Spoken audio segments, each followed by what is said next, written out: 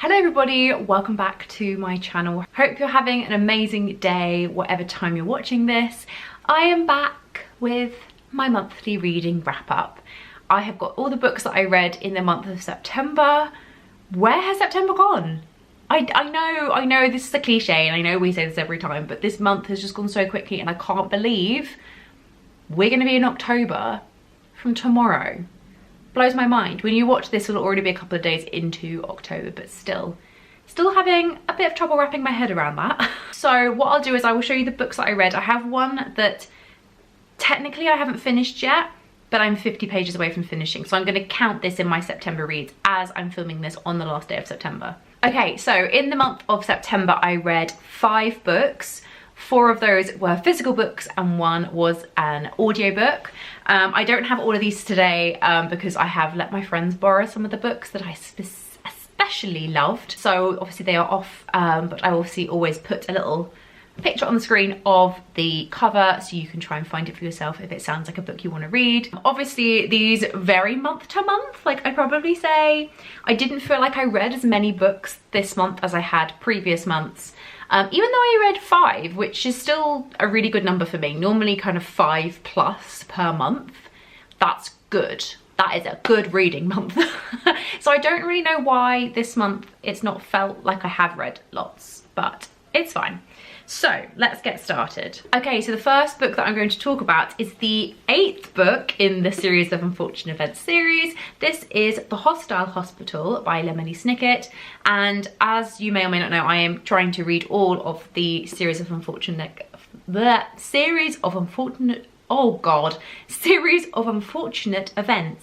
There we go. I am trying to keep it so that I'm trying to read kind of 1 or 2 a month because there are 13 books. So obviously I'm gonna need to catch up by 1 book at some point. So this one is definitely one of my favorites of the series so far.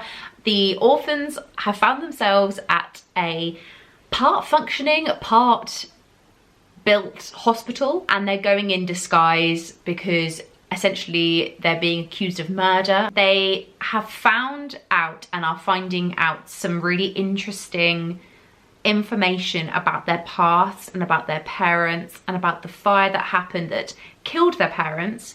And there's some really interesting hooks and twists in this one. About halfway through, like about up to halfway, it was the usual kind of format, and then about halfway through it switched completely and I was hooked. And I really enjoyed this. So I gave this a 4.5, so that's pretty high. Is that one of the highest of these books? I can't remember. But yeah, I'm definitely finding now that these books are finding their own. And yes, some of them are following the same format, but they are starting to break away from that, and I am really enjoying that. Okay, so the next book that I read is probably going to be in my top 5 books of the year. I read The Dictionary of Lost Words by Pip Williams, and this book had me all over the place. So this was a book club pick for the Book Wanderers book club. I had never heard of this author before, I'd never heard of this book before, and this is why I love being part of a book club, because you never know what you're gonna pick up next, which could end up being an incredible book, and this is one of those cases. So this is set in Oxford in the late 1800s. That's kind of where we start from, and then we go through into the early 20th century.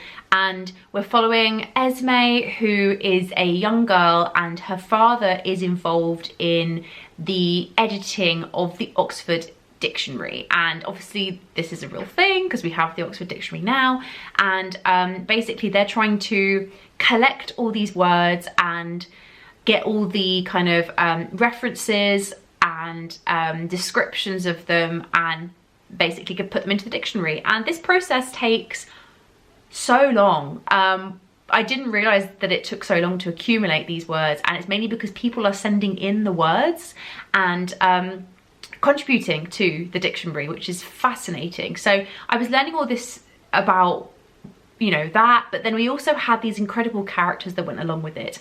Some of these characters are real, and the thing that I loved was later on finding out that you know, the majority of this was factual, but then the author has woven our fictional main character into the story, and I thought the way that they did it was so clever. It wasn't jarring. It felt completely natural. There are some really cool moments as well, like obviously at the end we find out in terms of factually, so there's like a picture which is referenced at one point, and the idea is that Esme takes the photo, and this photo is an actual photo which is in the back of the book, which shows all of these key players in the collecting of the words for the dictionary.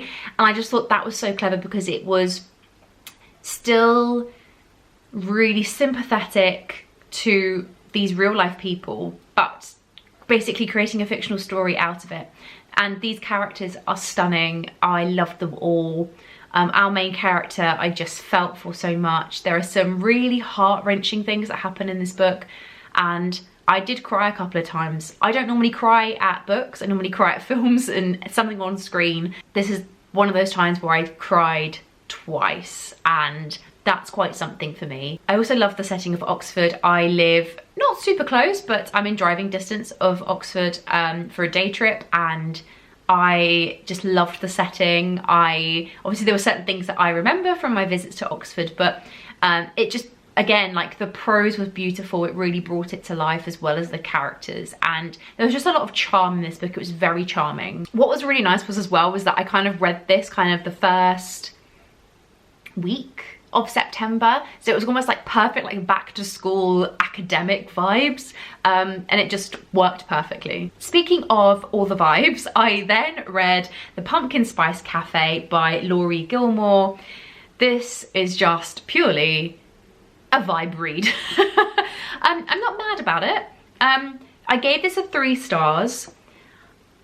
I probably should have rated it lower, but I'm rating it a 3 for the vibes. If you want an autumnal book with all the cozy Halloween, autumn feelings, this book has it. So this is following, I can't even remember her name, Jeannie, there we go, I'll go into that in a minute. Jeannie is left her aunt's cafe called the Pumpkin Spice Cafe, and she moves from Boston to this very small town and essentially is trying to start a new life. And she is getting used to running the cafe, and then after an interesting meet with Logan, who is our other main character, obviously there is a romance that starts to blossom between the two. I'm not a huge romance reader, I will say this first of all. I don't actively choose romance books where romance is the main focus of the book. I like it if there's other things going on. So if it's like a historical fiction, or if it has gothic themes, or it's, I don't know, just something where it's not just romance. And this is why I think I was drawn to this, is because I think it was more of like the autumn feelings and vibes. So I knew I wasn't just going to get a romance out of this book, I was going to get other things. And I think that's fine, because I think I went in knowing that. However, I did find that everything else was really lacking in this book. I think going from the Dictionary of Lost Words, which was stunning, and everything was so strong, to this, it was quite a jump. I just found our characters, especially our main characters, really 2D. I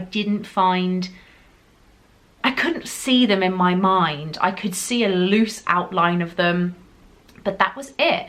And I think that's really sad, because it did make me not feel fully invested in this story. I feel like some of our side characters were more fleshed out, and I do see this happen a fair bit. And a lot of people also talking about this, not just with this book, just with other books, how the more fleshed out characters are the side characters, which I just find really bizarre. But hey, I guess this obviously helps when wanting to read on in the series, which I would want to read on, mainly because of the vibes, not because of the characters. But I know the fact that some of the fleshed out characters are going to have their own books, so there is that. I am contemplating whether to read the Cinnamon Bun Bookstore, I think that's the next one, before, like in between now and Christmas, because there is a Christmas one, which is the 3rd one, and I feel like that'd be the perfect Christmas book.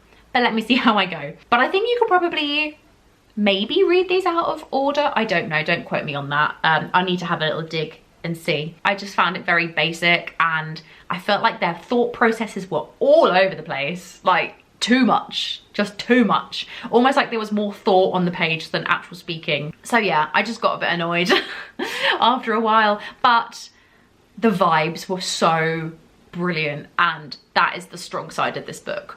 That is it. Okay, so the next book that I read was an audiobook, so I listened to it, and that is Killing the Witches, The Horror of Salem, Massachusetts by Bill O'Reilly and Martin Dugard. Now, this is a non-fiction book and worked perfectly. I was reading this over the late summer into the autumn.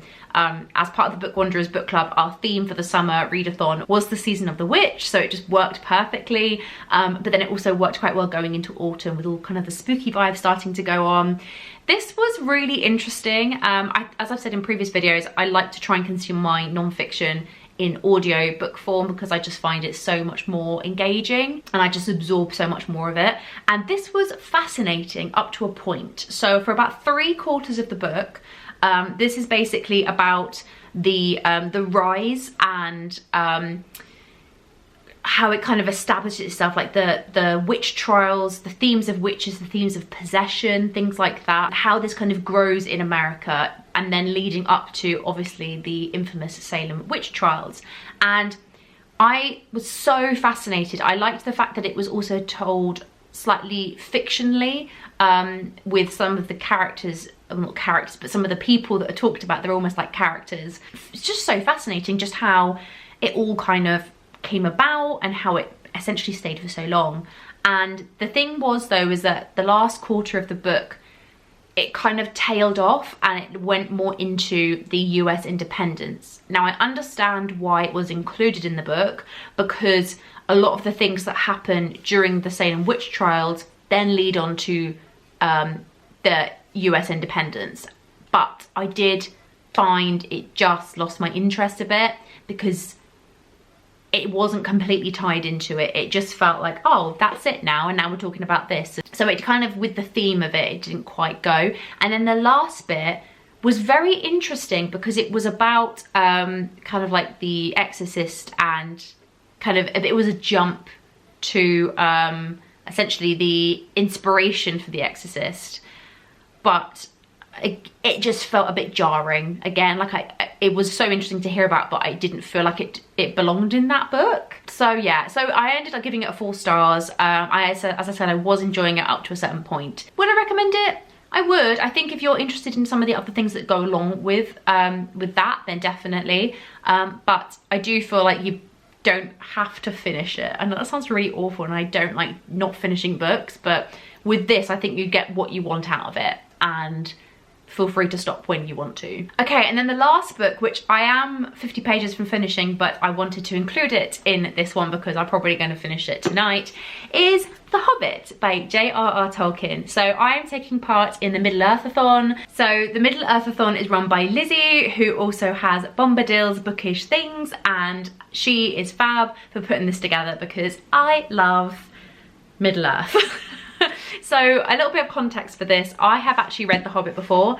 This is my third reread. My third reread, yes. So my third time reading this. And what we're doing is from September to December, we are reading The Hobbit and then all of the Lord of the Rings books. We're not doing the Silmarillion. I can never say it right, and I can never picture how I want to say it, but basically that book. But I want to try and read that next year at some point anyway, because I've never read that one, so I really want to get to that at some point. And there's a couple of kind of other Tolkien books that I want to get to, which are kind of going around the lore of Middle-earth. I just love The Hobbit so much. I'm such a big fan. I'm loving being back in Middle-earth and being with these characters because they're just so charming and funny and flawed, and I just have a lot of love for them. And it's nice because even though I know what's going to happen, sometimes I forget. Like there's certain bits that I'm like, oh yeah, that bit, I forgot about that. Or I know that something's coming up and then there's a little detail that I remember as I'm reading it. So it's lovely to reread it again. Next month we're reading The Fellowship, so I wanted to try and get this done before the start of the month. I'm not going to read The Fellowship straight away. I'm going to give myself a little break. So I'm probably going to read that middle of October, and then I'm going to read some nice spooky reads to finish off the month. Those were the books that I read in September. So I forgot to say, I'm probably going to give this a 5 stars again, because I gave it a 5 stars the last 2 times, and I doubt it's going to change. So yeah, I really hope you enjoyed this video. Do let me know if there are any cool books that you read in September as well, any books that I should read if I haven't read them already. And I just like sitting down at the end of the month and kind of wrapping it up. It's just such a nice way to end the month, and the fact that I've done it actually on the last day of September, it's just perfect. I hope you're having a great day. If you like bookish content like this, then do subscribe. I also do other acting content as well, which I kind of drip and drab through all the bookish content. So if you would like to see some of that, then check out my other videos, and I will see you in my next video. Mwah. Bye.